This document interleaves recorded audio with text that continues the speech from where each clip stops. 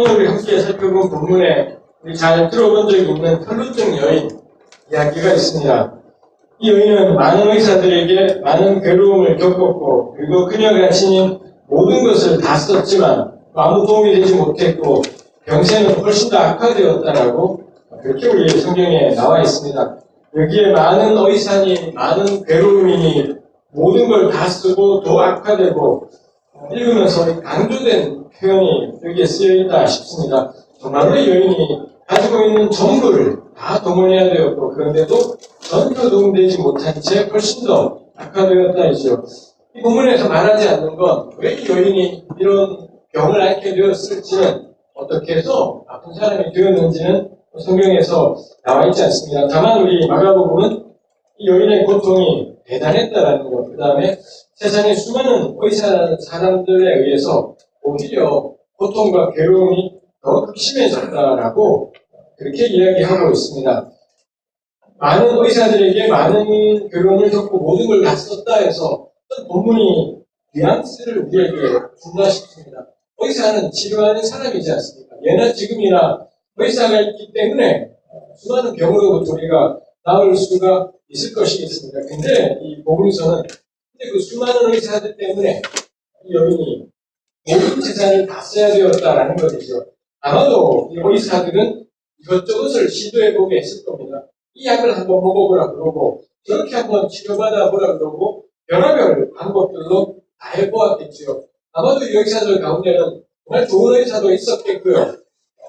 옛날이나 지금이나 좋은 의사도 있었겠고, 그리고 이 의사들 중에는 예나 지금이나 나쁜 놈들도 있었을 뻔이겠습니다. 환자를 돈으로 아는 사람들, 그래서 자기네 뭘 팔고 돈을 벌고 이걸 위해서 환자의 아픔을 이용하는 그런 의사들이 옛날만 있겠습니까? 오늘도 있고 옛날도 있고 아마 그랬겠다 싶습니다.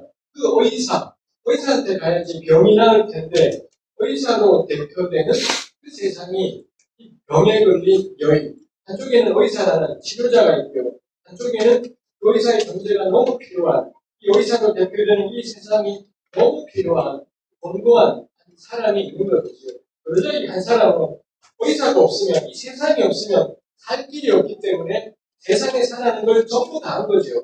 세상이 이런 식으로 해야지 또 살 수 있어 라고 하니 그것도 했던 거고요. 아니야, 이번엔 이렇게 한번 해보자, 그러면은 살 수 있어, 그래서 그렇게 했던 거. 그죠? 그러니 단지 이게 병과 여인 이야기만이 아니라 이 세상에 살면서 세상이 끊임없이 사람들에게 그 안에 살아가고 있는 아픈 사람으로 대표되는 우리들에게 끊임없이 세상이 요구하고 따라오라 그러고 해야 된다 그러고 이 정도는 해봐야 되고 이것도 해봐야 되고 저것도 해봐야 되고 끊임없이 요구하는 것이겠다 싶습니다. 이 많은 의사로 상징되는 세상은 이 여인을 계속해서 이렇게 저렇게 몰고 가는 것이 자신들의 치료 방식이 맞다고, 자신들의 방법이 맞다고 계속 여인의 삶을 괴롭혔던 거고요. 결국에는 여인이 가진 모든 것을 이 의사로 대표되는 세상이 다 가져가버린, 이제는 아무것도 이 여인에게 남은 것이 없는 그런 세상이 되어버렸다라는 것을 우리가 볼 수 있습니다. 이 말씀을 보면서 이야기했습니다만 우리 자신하고도 비슷하겠다 싶은 것이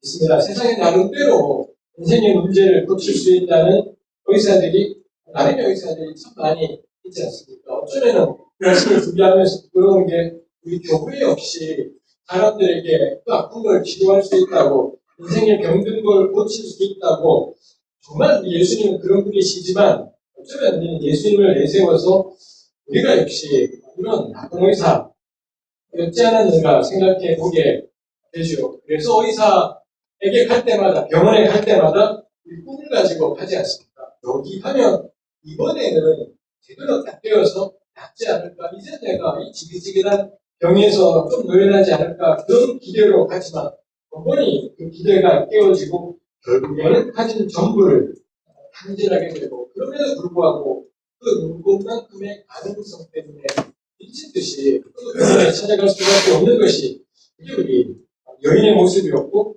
우리의 모습이다 싶습니다. 이 여인의 질병은 혈루증이라고 이 개혁성경에 되어 있습니다. 혈루증은 구약 성경에 나오고 있습니다. 레위기 15장에 보면 이 혈루증 이야기가 있습니다. 레위기 15장은 레위기 11장부터 15장까지가 정결규례라는 본문인데 그 가운데 마지막 15장이 유출병에 대해서 다루고 있습니다. 남자, 여자를 다 따로 나누어서 남자의 비정상적인 유출, 정상적인 유출, 여자의 정상적인 유출, 비정상적인 유출 이렇게 네 가지 범주로 나누어서 레위기 15장이 나누고 있습니다. 유출병 같은 것이 그 레위기가 27장까지 있지 않습니까?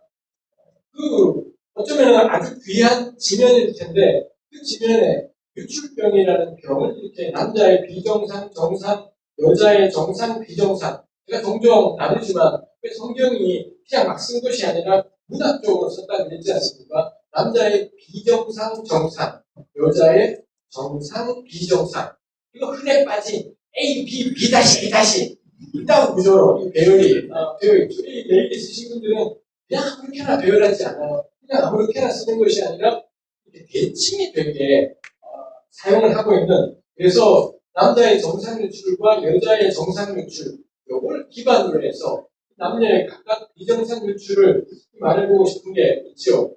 그뿐만이 아니라 이게 레위기 15장이고 13장, 14장은 나병에 대해서도 다루고 있습니다. 특히 나병은 13장, 14장 아주 길다란 내용 아마 읽어보신 적 있었는데요. 도저히 읽을 수가 없는 읽다가 할 수가 없는 부분이 구약에서 가장 신선한 본문이 있다면 레위기 13장 나병에 대한 증상 이야기예요. 14장은 치료기 때문에 그래도 납득이 되는데 정말 13장은 읽기 어려운 본문일 것 같습니다. 나병에 대해서 2장, 유출병에 대해서 1장을 레위기가 할애하고 있다는 게 참 독특한 점이겠다 싶고요. 그런 점에서 우리 좀 더 복잡한 이야기가 있지만 아마 이 질병이, 나병은 오늘날 생각하는 한센병이지 않습니까? 구약이든 신약이든 이 나병이라고 번역되어 있는 것이 지금 생각하는 한센시병이지는 않고요. 그렇게 심한 피부병, 감염이 되는 심한 피부병, 그 정도가 레위기나 아마도 복음서에 나오는 나병일 거다라고 생각을 할 수 있습니다. 아마 이런 병들이 고대 이스라엘에 굉장히 흔했던 것인 거겠지요. 그런 일상의 문제들을 레위기가 다루었다 싶습니다. 15장에서 여자의 정상 유출로 다루고 있는 게 15장 19절부터 다루는 것이 여성의 생리, 일주일, 레위기는 여성의 생리 기간을 일주일로 이렇게 산정을 하고 있습니다. 7일간의 여성의 생리를 두고서 이 정상 유출로 다루고 있도록 그 생리 이야기를 한 다음에 그 다음에 곧바로 나오는 것이 레위기 15장 25절부터 시작해서 여자의 비정상 유출에 대해서 이야기를 하고 있습니다. 생리 때 일주일 동안 출혈을 하게 되는 것, 이건 정상적인 것. 그래서 그 7일 동안은 제의적으로 문제가 있는 상태이기 때문에 성전에 찾아갈 수가 없고 이런 것이 있습니다. 그렇지만 일주일이 지나면 가령 비정상 유출들은 반드시 제사를 드려야지 원상으로 복귀가 되지만 정상 유출, 남자든 여자든 정상 유출은 제사를 드릴 것 없이 시간이 지나면 몸을 씻고 나면 그냥 일상으로 이렇게 되는 것이죠. 근데 그게 여자의 정상 유출인 생리였던 거고요. 제가 오늘 생리 이야기를 금방 많이 해보려고 생각을 합니다. 일주일 오전 예배 11시가 여성의 생리에 대해서 나누기에는 아주 적절한 시간.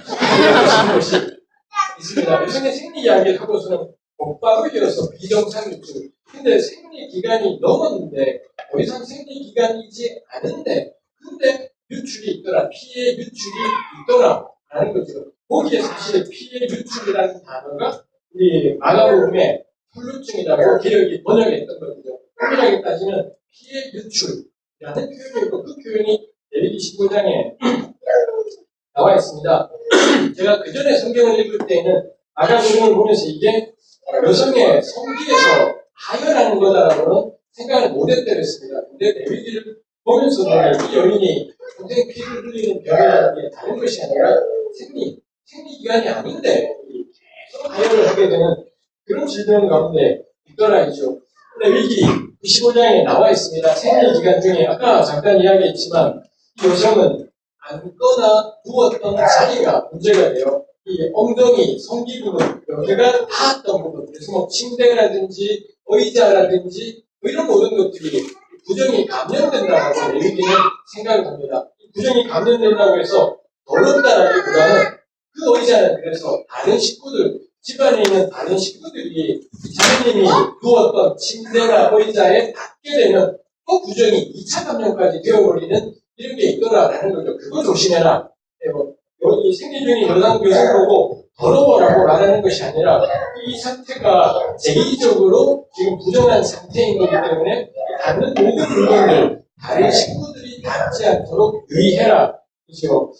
애매하지만 보통 부정한 사람이 만지면은 부정이 감염돼요. 나병 환자가 다른 사람을 손대면은 부정이 감염되는데, 그리고 남자의 비정상적인 물축이 있을 때 그 사람이 누구를 만져도 부정이 감염되는데, 여성 같은 경우는 여성의 생리일 경우에 만져도 부정이 감염되거나 그런 표현은 여기에 나와 있지 않습니다. 당연한 거라서 아는지도 모르겠습니다만 어찌됐든 간에 일상생활은 문제가 없어요. 다만 식구들이 조심해야 되는 것이 있지요. 그 다음에 또 하나 이 생리기간에 조심해야 될 게 성관계라고 레위기는 딱 꼬집어서 이야기를 하고 있습니다. 레위기 15장에 보면 생리 중인 여성과 성관계를 하게 될 경우에 이 성기가 결합이 되다 보니 남자한테도 이 감염이 돼요. 그러면 그 남자도 일주일 동안 부정하다고. 그래서 마치 남자도 생리 중인 상황이 되는 것처럼 이렇게 표현이 되어 있습니다. 레위기 15장은 생리 중에 성관계를 하면 부정이 감염된다. 남자도 일주일 부정해. 라고 되어 있지만 이건 이론인 거고요. 레위기 18장, 20장에 보면 생리 중인 여성과 성관계하면은 끊어버려라. 뭐 죽이는 것, 구체적으로 어떻게 끊어버리는지 모르지만 하여튼 공동체에서 축출해버려라. 이런 표현들이 레위기 18장, 20장에 나와 있습니다. 그래서 아마도 레위기 15장은 고대 이스라엘 사람들에게는 이렇게 온갖 내용이 남자의 비정상, 정상, 여자의 정상 다 있지만 이 유대인들의 책 이런 데 보면 레위기 15장이 이야기하는 가장 중요한 교훈으로 이야기하는 게 성관계, 생리 중인 여성과 성관계 하시는 것 이런 내용으로 후대에 알려져 있기도 하고 그런 것을 볼 수가 있습니다. 이게 생리에 대한 규례인 것입니다. 근데 생리 기간이 있지 않은데 생리 때 저는 계속 하혈을 하는 상황인 거죠. 그럼 그대로 적용이 되는 거죠. 그럼 이 여자가 생리이지 않지만 계속 하혈이 있는 동안은 이 여인 같은 경우는 12년을 불류증을 앓았다 하지 않습니까? 그럼 12년간 이 자매님은 제의적으로 부정한 상태이다라는 겁니다. 이 자매님이 앉는 의자나 침대 전부가 다 다른 사람들이 다 서는 안 되는 거고요. 그러다 보니 아마도 이 자매님은 생활을 할 수 있는 구역이 제한되어 있을 겁니다. 막 여기저기 거리로 나가서 앉아버리게 되면 문제가 생기는 거니 생활구역이 제한될 거고요. 무엇보다도 문제는 결혼이 불가능한 상황이죠.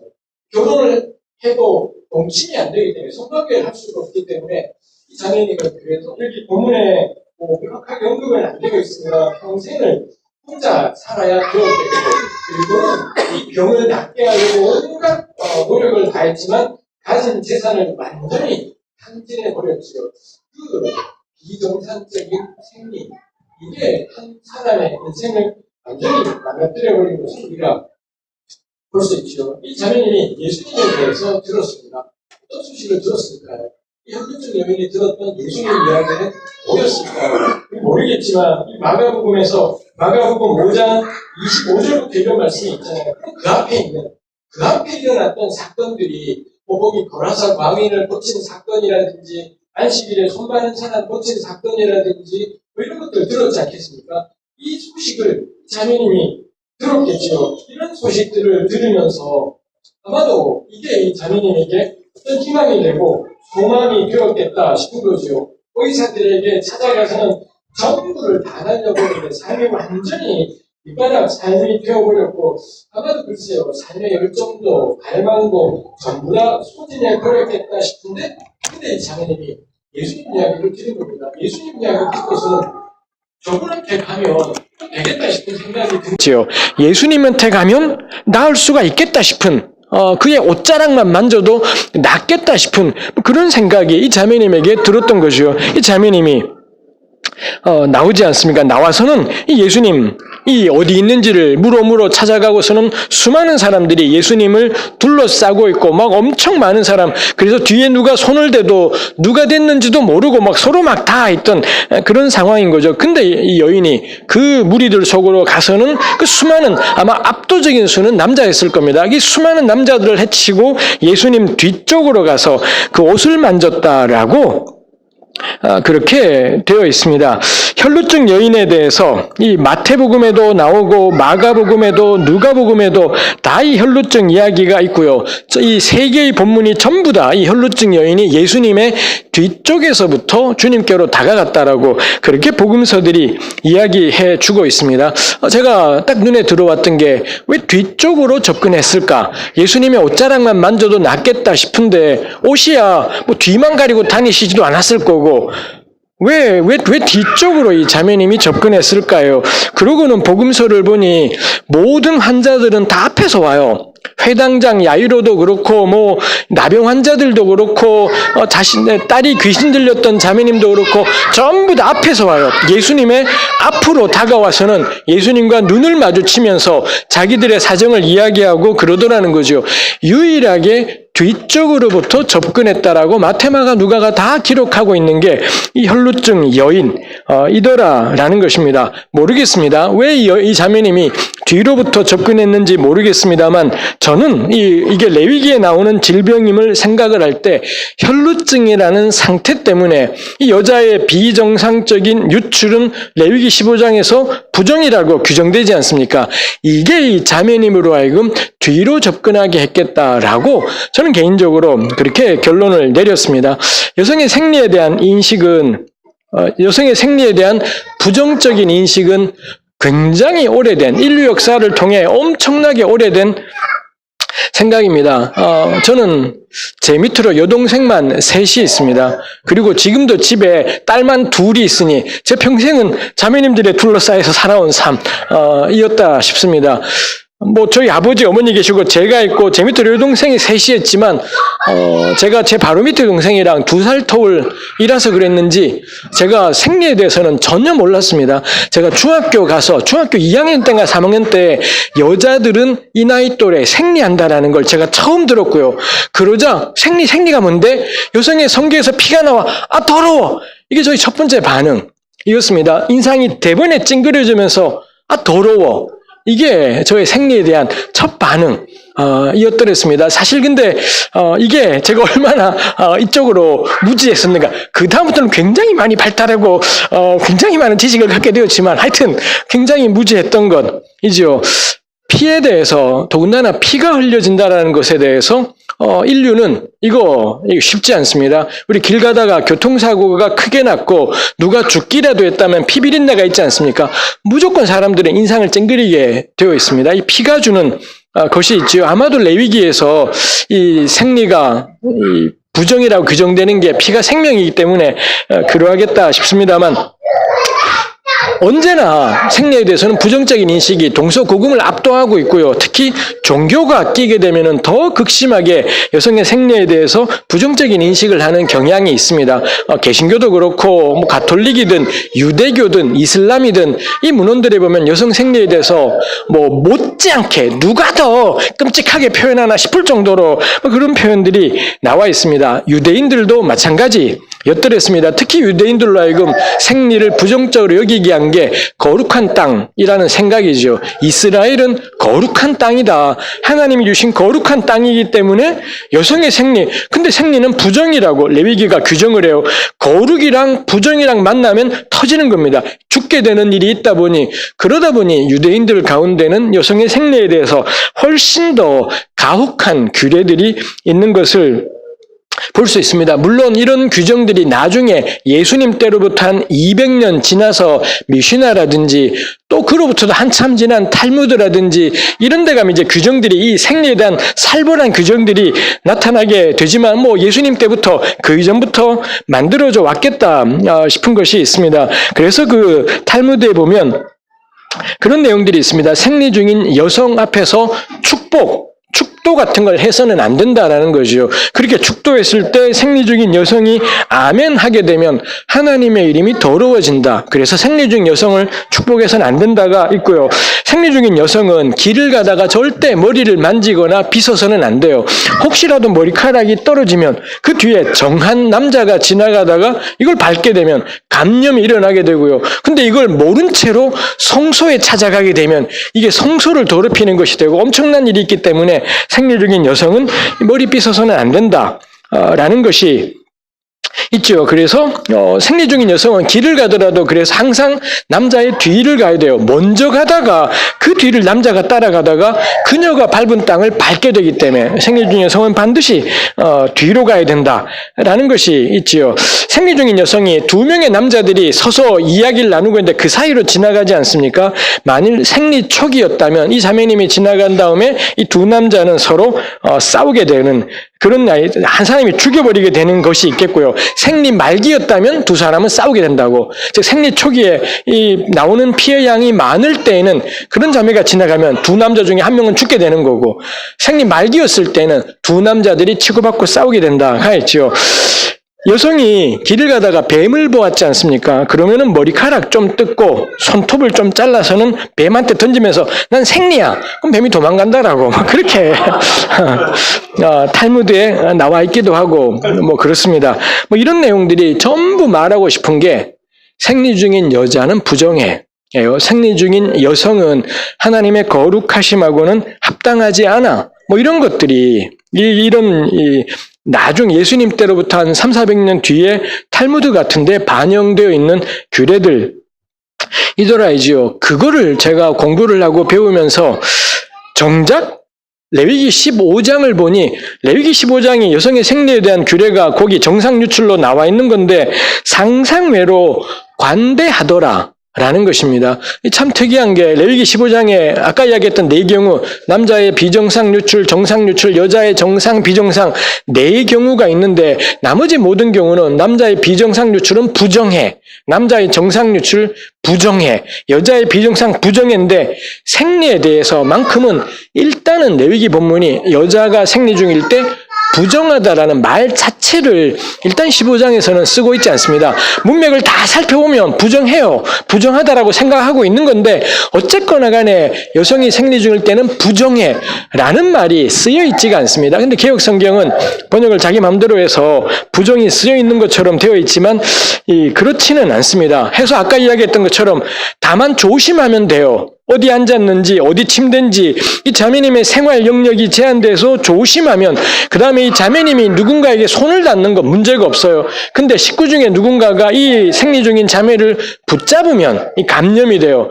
뭐 이것만 되지 않는다면 이 자매님이 생활하는 데에는 큰 문제가 없었더라라는 것입니다. 제가 여기서 보게 되는 게 레위기도 고대 이스라엘 시대, 지금부터 뭐 몇천 년 전에 그리다 보니 이 생리에 대한 어떤 인식이 있습니다. 근데 상상외로 레위기의 규례들은 여성들의 삶에 실제로는 문제가 없겠다 싶은 것입니다. 저는 그런 생각이 들었습니다. 이 자매님의 의자나 침대가 부정하다라면 그럼 반드시 고대 이스라엘은 어떠했을까요?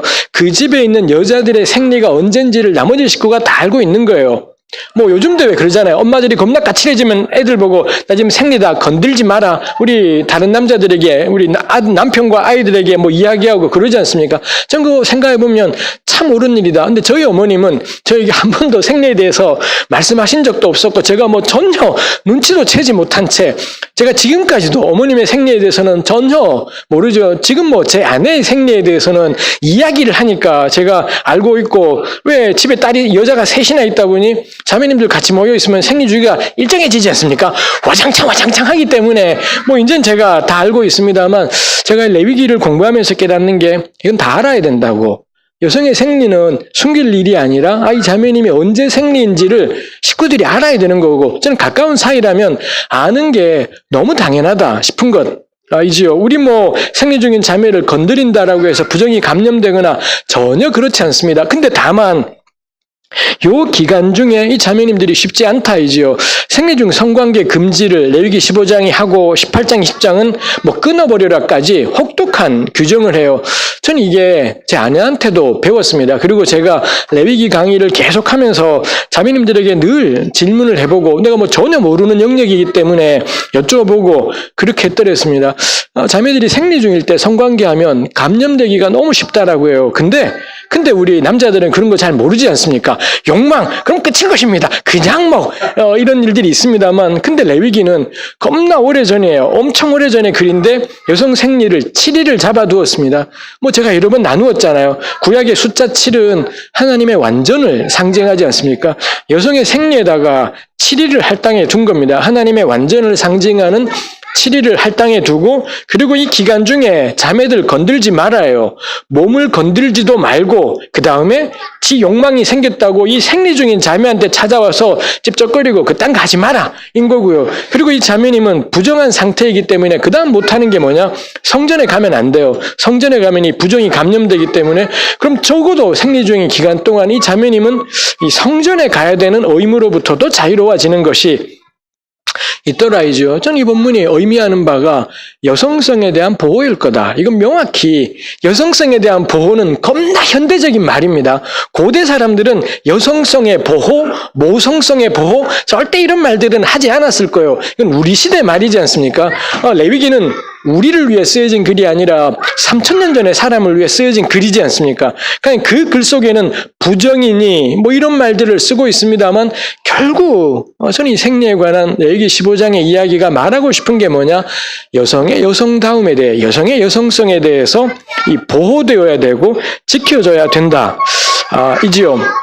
그리고 그 7일의 기간이 끝나면 아무런 절차가 필요 없어요. 그냥 일상으로 정결을 회복한다가 있습니다. 우리 오늘날의 자매들이 하루 생리휴가를 내는 것도 쉽지 않습니다. 단 하루의 생리휴가를 내는 것도 어려워서는 별의별 눈치를 다 봐야 되고, 제가 이거를 절실히 느낀 게 저의 딸 집사람도 덜한데 이 둘째 아이가 생리통이 극심해요. 얘는 생리를 시작하면 첫날과 둘째 날은 완전히 낑낑대고 헤매고 그러더라고요. 제가 그러고 자매님들에게 다 물어보니 사람마다 차이들은 있는 것 같습니다. 어떤 사람은 생리량이 엄청 많은 날인데도 크게 통증이 없는 사람이 있는가 하면, 첫째에는 그랬더랬습니다. 근데 둘째에는 이 어마어마하게 헤매고 그러는 거죠. 그러다 보니 여자애들은 수능 칠 때 생리 기간일까봐 이 수능 전에 약 먹잖아요. 그 피임약을 먹어서는 생리가 늦추어지게 하는 이 난리를 쳐야 되고, 우리 남자들은 상상도 못 해본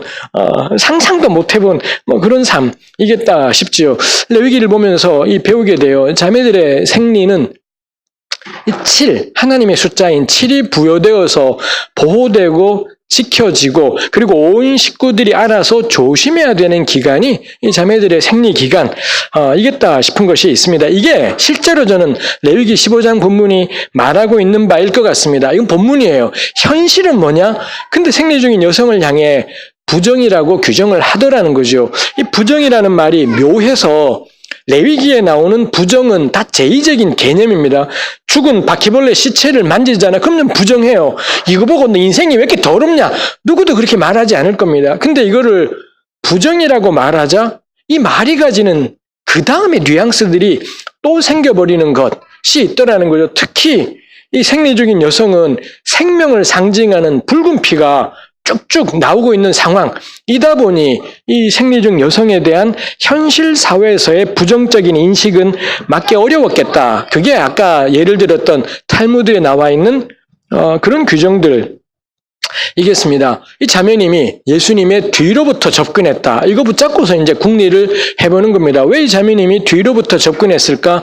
이 자매님은 아마 레위기를 따르면 이 자매님이 누굴 만져도 상관이 없습니다. 근데 다른 사람이 이 자매를 만지면 감염이 되는 것이지요. 그 다음에 머리카락도 빗지 마라 그러는 판에 예수님 여기 계시고 수많은 남자들이 둘러싸고 있을 때, 누가 만졌는지도 모를 정도로 둘러싸고 있을 때 이 자매님이 그걸 다 파헤치고서 예수님 바로 뒤까지, 예수님 바로 그까지 가서 만져야 되는 상황이지 않습니까? 그랬을 때 이 혈루증에 대한, 여성의 생리에 대한 그런 인식들, 이게 이 자매님으로 하여금 예수님 앞으로 접근하지 못하게 하고 뒤로부터 접근하게 했겠다라고 저는 생각을 했습니다. 아마 이 여인은 사람들 보고 비켜달라고 말을 할 수도 없었을 거고요. 고쳐달라고 말하기도 어려웠을 것인 거겠습니다. 사람들 앞으로 예수님 앞으로 접근해서 저 혈루증이에요. 고쳐주세요. 이랬을 때 거기 모여있던 그 수많은 남자들로부터 당하게 될 반응들이 있었겠지 않습니까? 그게 여인으로 하여금 차마 고쳐달라 말할 수 없고 뒤로 접근해서 옷만 만지고 가야지. 뭐 이렇게 생각했던 것이지요. 이게 당시의 현실이었을 겁니다. 그런데 이 여인은 체념하지 않았지요. 이 당시의 사고방식이나 관습이나 인습이나 성경 구절에 근거했을 것 같은 그런 관습들에 이 자매님이 매여 있지 않습니다. 때려쳐버리지 않고 그 수많은 남자들을 전부 뚫고서는 예수님께로 가는 거지요. 저 예수님한테 손대면 낫겠다 싶은 마음이 있어서는 예수님께로 접근해서 이 뒤에 옷자락을 잡았더라라고 이야기하지요. 이 예수님께서 무엇을 행하기에 앞서서 스스로 행동을 한 유일한 사례가 저는 혈루증 여인 자매인 것 같아요. 다들 고쳐달라 그러고 혹은 뭐라 말하고 그 다음에 예수님이 고쳐주시고 뭐 낫게 하시고 이런 일이 있었습니다만 예수님이 뭐라 말도 안 하셨는데 본인이 먼저 행동을 해서 고침을 받게 된 유일한 사례가 저는 혈루증 여인. 뭐 이런 경우 예수님은 정말 당한 겁니다. 가만히 서 있다가 뒤로부터 휙 이렇게 돼버렸죠. 예수님이 그래서 누가 손댔어? 뒤돌아보지 않습니까? 수많은 사람이 뭐 예수님이 뒤통수에 눈이 달린 게 아니니 누가 됐는지 알 수가 없었고요. 근데 어떻게 아셨습니까? 몸에서 능력이 빠져나갔다. 뭐 이런 표현이 있지 않습니까? 이것도 참 독특하지요. 이 구절이 저로 하여금 별의별 생각을 다 하게 했습니다.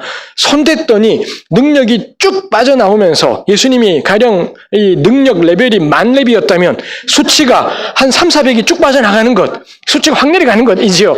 이런 경우 아이템이 있어야 되는 건 하여튼 이 쭉 내려가는 것. 이지 않습니까? 이걸 보면 지금까지 예수님이 병 고쳐주실 때도 그랬지 않았을까?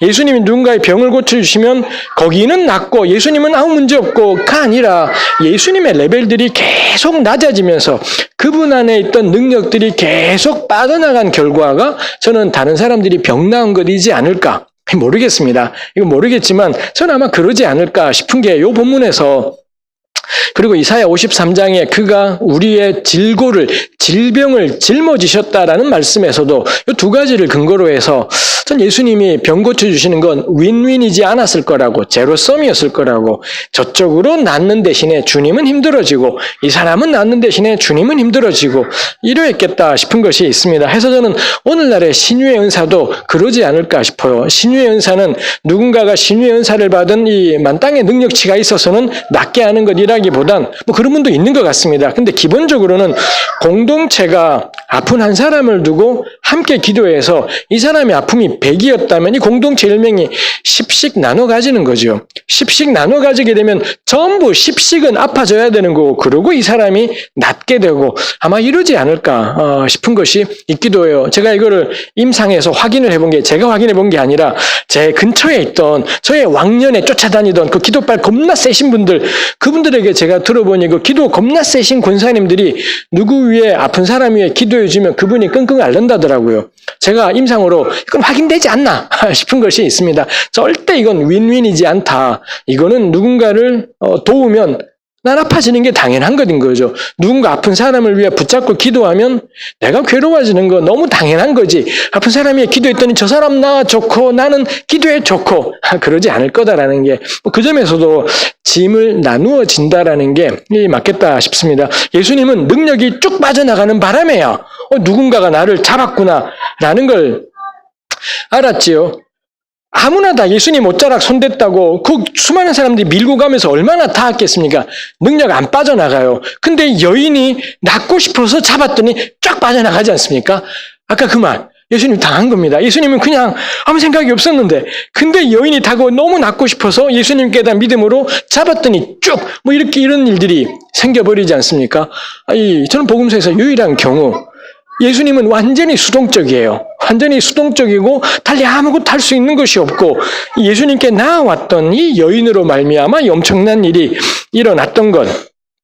이제 정말 이 자매님은 이분 가만히 있는 분이 아니구나. 가만히 있지 않고 잠잠하지 않았고 그 남자들이 만들어 놓은 남자들의 세계가 있을 텐데 근데 거기 안에서 잠잠하지 않고 쭉 나와서는 체념하지 않고 앞으로 한 걸음 더 예수님의 뒤로 다가와서는 손대고 이 능력을 통해 낫게 되는 이런 일들이 있으셨다라는 것입니다. 예수님이 누구와 손을 대었는지를 알고자 하셨고요. 그제서야 여인은 깜짝 놀랐을 겁니다. 그 전까지는 아파서 그냥 미친 듯이 나왔던 걸 건 거고요. 이제 나았지 않습니까? 그러고 나서는 자기가 한 일이 무언지 그리고 지금 자기가 이 수많은 유대 남자들 속에 들어있다라는 것 그리고 예수님이 누가 손대었는지를 알아차리셨고 누구냐라고 찾고 있는 뭐 이런 상황이 되었던 거죠. 모르겠습니다. 왜 이 여인이 두렵고 떨렸을런지요. 자기가 경험한 하나님의 기적 때문에 두렵고 떨린 건지 아니면은 이 인습을 깨버린 그리고 닥쳐올 일들을 생각할 때 자초지종을 이야기할 때 나는 혈루증이었다 이럴 때 이게 두려워서 두렵고 떨었던 건지 애매하다 싶은 것이 있습니다. 그렇지만 이 여인이 예수님께서 물으셨을 때 여인이 자초지정을 예수님께 아뢰었지요. 예수님 당연히 레위기 규정 아셨을 것입니다. 그렇지만 주님께서는 이 여인을 향해 우리 성경에서 읽은 대로 너의 믿음이 너를 고쳤다라고 이 유명하고 멋진 말씀을 우리 예수님이 해주지 않습니까? 예수님 늘 그러시지요.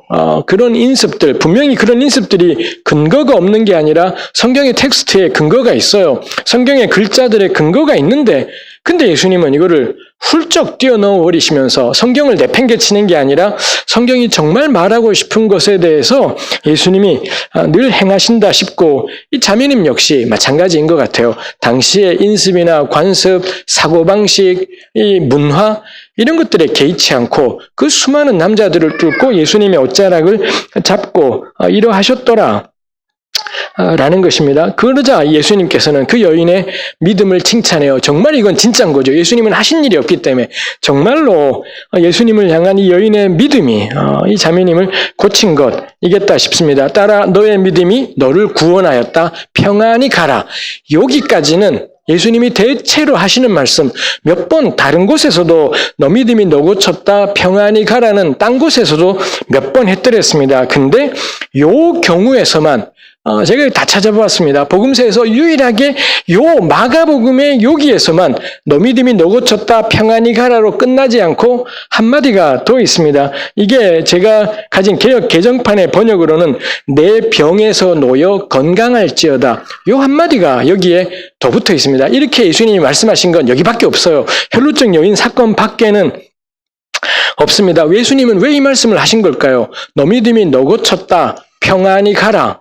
너무 깔끔한데 언제나 이런 말씀을 하셨는데 근데 이 자매님한테는 한마디 더 병에서 놓여 건강할지어다. 저는 이 구절이 모르겠습니다. 제가 이 마가복음 주석을 요 구절에서 찾아보지 않았습니다만 전 제 생각이 괜찮다 싶으면 주석을 찾아보지 않습니다.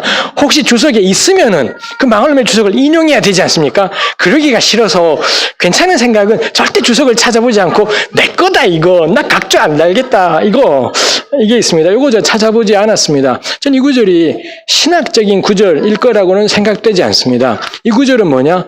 겁나 짠해하시는 주님의 마음이에요. 너의 병에서 놓여 건강할지어다. 저는 이 부분은 세번역 번역 아까 제가 들었습니다만 해방 어쩌고저쩌고 별로인 것 같아요. 이거 뭔가요? 아프지 말아요. 너 이제 아프지 마라. 그동안에 이 병 때문에 얼마나 많이 고생했냐? 얼마나 많이 쑥밭이 됐냐? 너 이제 아프지 말고 건강하게 살아라. 행복하게 살아라. 다신 아프지 말아라. 그런 겁나 이 자매님을 향해 짠해하시는 예수님의 마음. 그게 너 믿음이 너 고쳤다 평안히 가라. 이걸로 모자라요. 예수님이 여기까지 말하고 보내기는 서운하신 거죠. 그러고 한마디 더 아프지 마라. 다시는 아프지 말고 건강히 살아라. 이렇게 예수께서 말씀하신 것이 저에게는 이 마지막 표현에서 느껴졌더랬습니다. 정말 우리 주님은 사랑이시죠. 너무 잘 알고 있는 거지만 참 예수님은 사랑이시다 싶고 예수님에게 있어서 모든 행동의 가장 근본적인 것은 이 사랑이었다 싶은 것이 있습니다. 이 사랑 앞에서 전부 사라져버리는 게 그 두려움이나 터부나 이런 것들이 전부 사라지게 되는 거고요. 거침없이 주님께서는 이 자매님을 향한 사랑으로 너 믿음이 너 고쳤다라고 이 오해가 될 수도 있는 말들을 얼마든지 주님은 거침없이 너 믿음이 너 고쳤다 이렇게 말씀하시고 행하시는 것이 있지요. 두려움 없는 사랑이 제가 오늘 나누고 싶은 설교의 제목입니다. 그 표현 우리 아시는 것처럼 요한일서 4장 18절에 있습니다. 사랑 안에 두려움이 없고 온전한 사랑이 두려움을 내쫓나니 두려움에는 형벌이 있음이라. 두려워하는 자는 사랑 안에서 온전히 이루지 못하였느니라. 사랑 안에 두려움이 없고 온전한 사랑이 두려움을 내쫓나니. 두려움 없는 사랑, 이게 예수님에게 있었고 예수님의 사랑이 그리고 이 예수님의 모습이 오늘 우리에게도 두려움 없는 사랑을 초대하고 있다 생각을 합니다. 끝날 것 같은 분위기지만 끝나지 않습니다. 아직까지도 가야 될 길이 겁나 먼 길이 있습니다. 우리 세상 살기가 어렵지 않습니까? 경제가 어렵다고 하고 사는 게 어렵다 그러고 교회의 위기는 뭐 어제 오늘 일이 아닌 게 되어버렸습니다. 어려울 때마다 불안하고 흉흉할 때마다 판을 치는 게 두 가지가 있죠. 제가 전에도 나누었더랬습니다. 하나는 보험이고요. 그 두려움, 내가 노후를 어떻게 하지? 이런 두려움들이 보험을 하게 하고요. 보험이 다 나쁜 것이 아니라 보험의 어떤 속성이 그런 게 있다 이지요. 또 하나 사람의 두려움을 늘 파고드는 게 종교이지요. 종교는 이 두려움들을 파고들어서 절대적인 어떤 걸 의지함을 통해 이 닥쳐올 두려움을 잊어버리게 하는 것, 내려놓게 만드는 게 이 두려움을 가지고 떼돈을 버는 집단이 저는 보험하고 종교일 거다 생각을 합니다. 아마도 우리도 그러겠다 싶죠. 두려움은 종교가 그 세를 넓혀갈 수 있는 모판이고 온상이다 싶습니다. 모든 두려움이 다 나쁘지는 않겠습니다. 저도 그렇고 우리 새맘교회 교우들도 우리 쫄릴 때가 있지 않습니까? 하나님 앞에서의 쫄림이 있어요. 나 인생 이따구로 살다가는 내 새끼 내 마누라 내 남편 이따구로 인생 살다가는 결국 하나님께 뒤지게 맞겠구나. 우리 쫄릴 때가 있지 않습니까? 그 쫄림이 그 두려움이 우리로 하여금 하나님이 기뻐하시는 삶이 뭔지 하나님의 나라와 의를 구한다는 게 뭔지를 찾아 나서게 하고 그렇게 가야 되겠다라고 몸은 못 따라가지만 어쨌거나 생각을라도 애쓰게 만들지 않습니까? 두려움이 다 나쁜 것이지 않겠습니다. 두려움이 우리를 떨게 하기도 하고 긴장하게 하기도 하고 우리의 이기적인 삶들을 돌아보게도 한다 싶습니다. 그렇지만 여전히 두려움은 이 우리로 하여금 하나님께로 나아가게 하는 것만이 아니라 종교에 귀하게 하고 종교 붙잡게 하고 그런 종교들의 특징이 관습, 인습, 터부, 문화 요거에 견고하게 깃들어 있는 것을 볼 수가 있지요. 어떤 사람이 그런 이야기를 했더라고요. 전염병이 진짜 무서운 게 그 질병 때문에 사람이 죽게 되는 것 이것도 무서운 일인 거겠습니다만 전염병이 돌기 시작하면 두려움이 확 퍼져버리지 않습니까? 저 사람 때문에 옮을 수가 있겠다. 우리 왜 몇 년 전에 이 기침한다고 난리 나서 지하철 탔는데 누가 콜록하는 순간 겁나 분위기 쌓이지는 그 사람들이 전염병이 창궐하게 되면 사람이 겁나요. 사람에 대해서 두려워하게 되고 뭐 이런 상황들이 생기는 것이지요. 이 두려움 그리고 두려움하고 딱 결합이 된 게 혐오이지 않습니까? 우리말은 다른 단어인데 영어의 포비아는 이 두려움하고 혐오가 같은 단어다라는 것도 참 의미심장하다 싶어요. 두려움을 딱 뒤집어버리면 혐오가 되는 거죠. 너무 무섭다 보니 그 사람들을 혐오하고 배제하고 규정해버리고 뭐 이런 일들이 일어나게 된다 싶습니다. 경제가 어려워지면 무슨 일이 생길까요? 혐오가 판을 치게 될 겁니다. 사는 게 진짜 힘들어지면 사는 게 정말 각박해지면 어떤 일이 생기나요? 혐오가 누군가 두려움을 뒤집어 씌울 집단들 누군가 혐오를 뒤집어 씌울 집단들이 꼭 필요해지게 되겠다 싶은 것이죠. 아마도 저는 경제가 어려워질수록 우리 살아가는 게 쉽지 않아질수록 우리도 마찬가지일 겁니다. 내 삶이 꼬일 때마다 내 안에 대번에 생겨나는 게 혐오이죠. 누군가에 대한 혐오가 되고 그럴 때 혐오나 두려움을 뒤집어 씌우기에 가장 좋은 집단이 나는 절대로 안 속할 것 같은 집단들 이죠. 첫 번째가 그래서 외국인일 거고요. 이 외국인 노동자들일 거고 두 번째는 뭐 동성애자, 성소수자들일 거고 난 죽었다 깨나도 저기 안 속하겠다 싶은 그래야지 혐오를 하지. 나도 될 수 있는 집단은 그래서 우리 한국교회는 대체로 세습을 씹지 않는 게 혹시 모르니까요. 혹시 모르니까 이 잘 못 씹는 것이 생겨버리는 것이 있더라라는 것입니다. 해서 그럴 때 이 두려움과 혐오의 기반을 제공하는 것이 또 너무나 많은 경우에 종교이더라라는 거고 거기에 성경이 동원이 되지요. 이 성소수자들을 반대하고 욕하는데 늘 사용되는 게 레위기 20장이 미친 듯이 인용이 되면서 두려움을 부추기고 혐오를 부추기고 이런 일들이 있더라입니다. 우리 이 본문을 보면서 생리 이야기 했더랬습니다. 실제로 레위기 15장은 생리에 대해서 굉장히 관대하다라고 저는 생각을 하고 실제로 하고 싶은 건 여성성의 보호이었습니다. 근데 이게 레위기 15장이 사용되는 방식, 소비되는 방식은 뭐냐? 여성에 대한 혐오예요. 생리 중인 여성에 대한 혐오가 그런 혐오와 두려움에 압도되어 있다라고 우리가 이야기할 수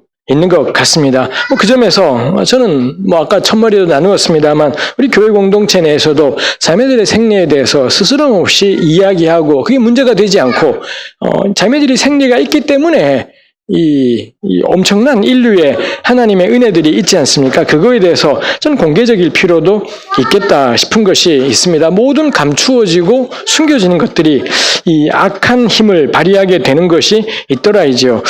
미국의 페미니즘 활동가이자 언론인인 이 글로리아 스타이넘이라는 자매님이 있습니다. 그분이 어떤 잡지에다가 만일 남자가 생리를 했더라면 이런 제목의 글을 썼고요. 이제 이 자매님의 상상인 거죠. 그 상상 속에 남자가 생리를 했더라면 어떤 일이 생겼을까? 이 자매님이 쓰기를 생리는 부러워할 만한 일이 되었고 가치가 있으며 남성다움을 보여주는 사건이 되었을 거다. 수많은 남자들은 모일 때마다 자신의 생리 기간이 얼마나 긴지, 자신의 생리의 양이 얼마나 많은지를 자랑했을 것이다.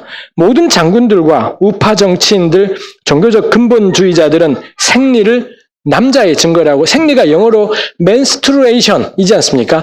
man이라는 단어가 앞에 있는 겁니다. 접두어가.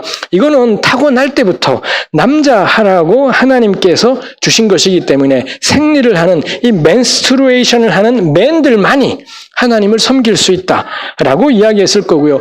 전장에서 나라를 위해 싸우는 사람은 남자들만 가능하다. 왜냐하면 생리처럼 피를 내어본 사람이 나라를 위해 피를 흘리는 것이 가능하다 해서 남자들만이 할 수가 있고 남자들만이 하나님을 이해할 수가 있어요. 하나님은 우리를 위해 그 아들을 죽기까지 복종케 하신, 피를 흘리게 하신 하나님을 어떻게 생리하지 않는 여성이 이해할 수가 있으랴 해서는 사제는 누구만 될 수 있냐?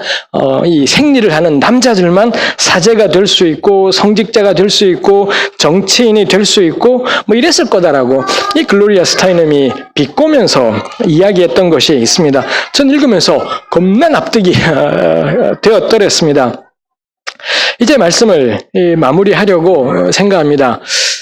이 혐오는 두려움하고 전 동전의 양면이다라고 생각을 합니다. 그래서 이 혈루증 여인은 그 병 때문에 그토록 수많은 세월을 고통하고 괴로워했지만 어찌할 수가 없었고요. 예수님께 나아올 때에도 뒤로 나아왔더랬습니다. 그렇지만 이 여인의 뒤로 나옴, 수많은 남자들을 뚫고서 예수님의 뒤로 나와서 그 옷자락을 잡았을 때 이 여인의 삶을 완전히 무너뜨렸던 그 혈루 근원이 마르는 그런 은혜들을 경험했던 것이지 않습니까? 우리 혈루증 자매님을 보면서 그 다음에 여인을 향해 축복하시는 우리 예수님을 보면서 배우게 되는 것이지요. 두려움 없는 사랑이, 정말 교회는 사랑이 이기는 집단인 거구나. 누가 뭐래도 교회는 사랑이 이긴다라는 게, 두려움 없는 사랑이 그 혐오를 넘어서는, 그 인습을 넘어서는, 그 당시의 문화를 넘어서는 그 두려움 없는 사랑, 이게 교회의 능력이겠다 싶은 거죠. 앞으로 우리 교회는 쇠퇴할 겁니다. 그렇지만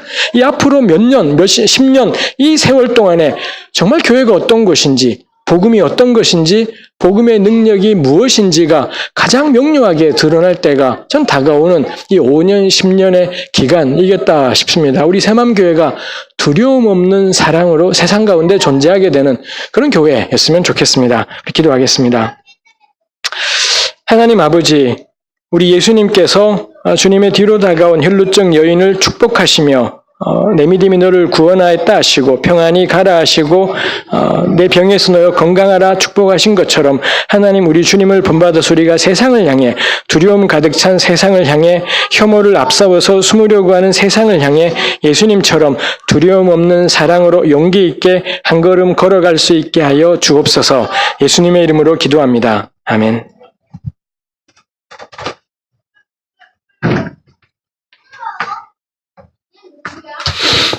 예, 말씀 감사합니다. 예, 공동체를 위한 기도. 예, 제가 먼저 읽겠습니다. 2월 9일 개최하는 평창 올림픽이 온 세계 평화와 북핵 문제 해결에 크게 기여하는 축제가 될 수 있도록 판사 블랙리스트가 사실로 드러난 가운데 우리나라 부조리의 근원인 사법부의 개혁이 속히 진행되도록 서지현 검사의 고백으로 거세지고 있는 미투 운동으로 사회 각계각층 뿌리 깊게 박혀있는 성폭력이 공론화되고 근절될 수 있도록 교우들과 함께 하나님 나라와 그 의를 추구할 새 목사님을 하나님께서 세워주시도록 다 같이 기도하겠습니다.